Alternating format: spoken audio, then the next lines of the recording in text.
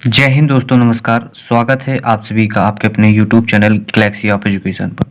आज के इस वीडियो में हम सभी वर्ष 2019 board exam UP board exam जो हुआ था 2019 में, उसमें जो भी ऑब्जेक्टिव क्वेश्चन पूछे गए थे उसको हम सभी देखने वाले हैं।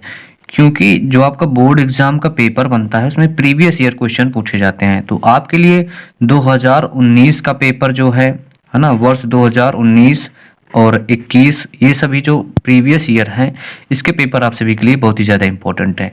जैसा कि आप सभी का 22 तारीख को एग्ज़ाम है, तो इससे पहले मैं आप सभी को 2019, 20, 21, 22 जो था सभी का पेपर आप सभी को मैं प्रोवाइड कराना चाहता हूं।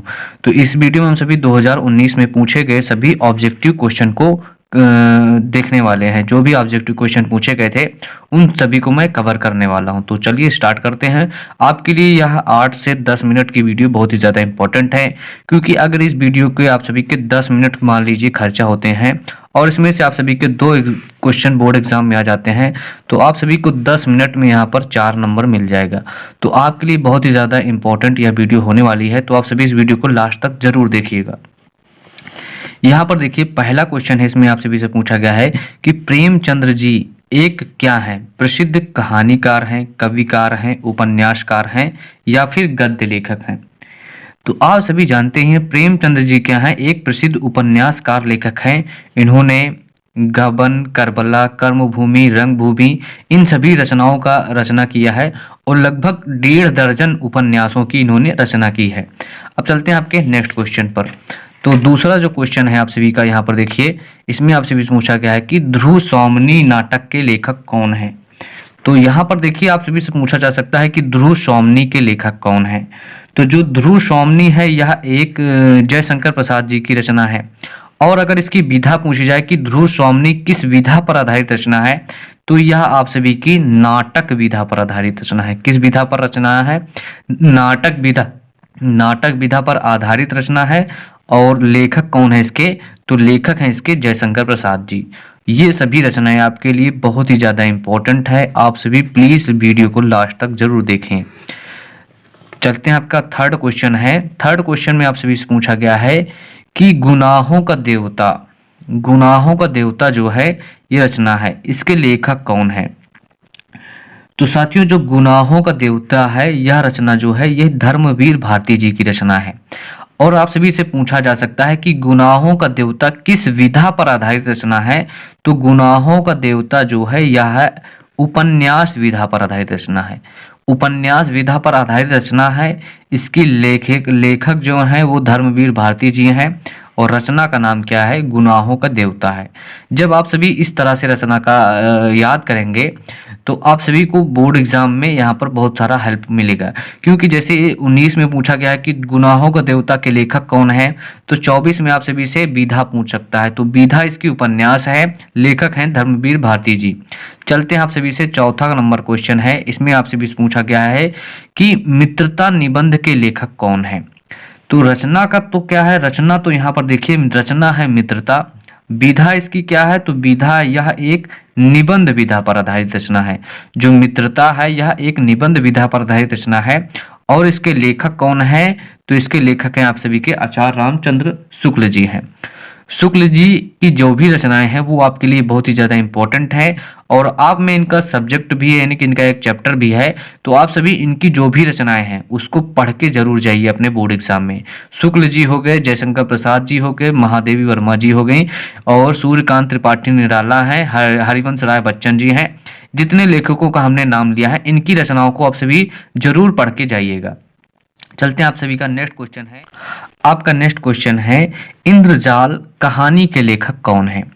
तो रचना का नाम क्या है? इंद्रजाल। क्या है? इंद्रजाल। और इसकी विधा क्या है? यह एक कहानी विधा पर आधारित रचना है।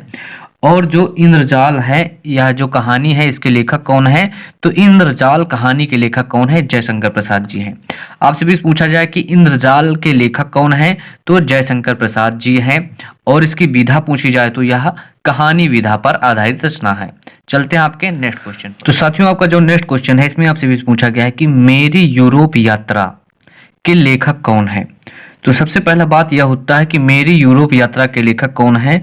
तो इसके लेखक हैं आप सभी के राहुल सांकृत्यायन जी। और अगर आप सभी से इसकी विधा पूछी जाए कि मेरी यूरोप यात्रा किस विधा पर आधारित रचना है, तो यह एक क्या है, यात्रा वृत्तांत है। क्या है, यात्रा वृत्तांत है। इसमें यानी कि जो यात्रा की जाती है उसके बारे में लिखा गया है। तो जो मेरी यूरोप यात्रा है, इसके लेखक कौन है, तो लेखक है इसके राहुल शंकरत्यायन जी, और इसकी जो विधा है वो यात्रा वृत्तांत विधा पर आधारित रचना है। नेक्स्ट क्वेश्चन है आप सभी का, अर्धनारीश्वर के लेखक कौन है ना।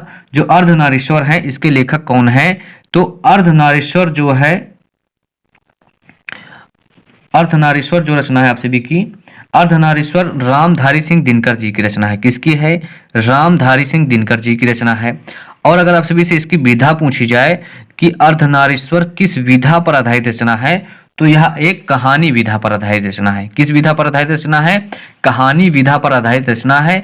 और अर्धनारीश्वर के लेखक कौन है, तो रामधारी सिंह दिनकर जी हैं। बहुत ही मोस्ट इंपॉर्टेंट रचना है। आप सभी अगर आप सभी को इसकी पीडीएफ चाहिए तो आप सभी हमारे टेलीग्राम चैनल को ज्वाइन कर लीजिएगा, वहां पर मैं इसकी पीडीएफ आप सभी को प्रोवाइड करा दूंगा। नेक्स्ट क्वेश्चन है आप सभी की कि हिमालय की पुकार के लेखक कौन है, यानी कि जो हिमालय की पुकार रचना है इसके लेखक कौन है, तो हिमालय की पुकार जो है यह जयप्रकाश भारती जी की रचना है। किसकी है, जयप्रकाश भारती जी की रचना है। और अगर इसे आप सभी से पूछा जाए कि हिमालय की पुकार की विधा है, क्या है, विधा बताइए कि हिमालय की पुकार किस विधा पर आधारित रचना है, तो यह एक नाटक विधा पर आधारित रचना है। जिसके लेखक कौन है, तो इसके लेखक हैं जयप्रकाश भारती जी। नेक्स्ट क्वेश्चन है आप सभी का कि अजात शत्रु नाटक के लेखक कौन है। जो अजात शत्रु है इसके लेखक कौन है, तो अजात शत्रु के लेखक हैं जयशंकर प्रसाद जी हैं, है ना।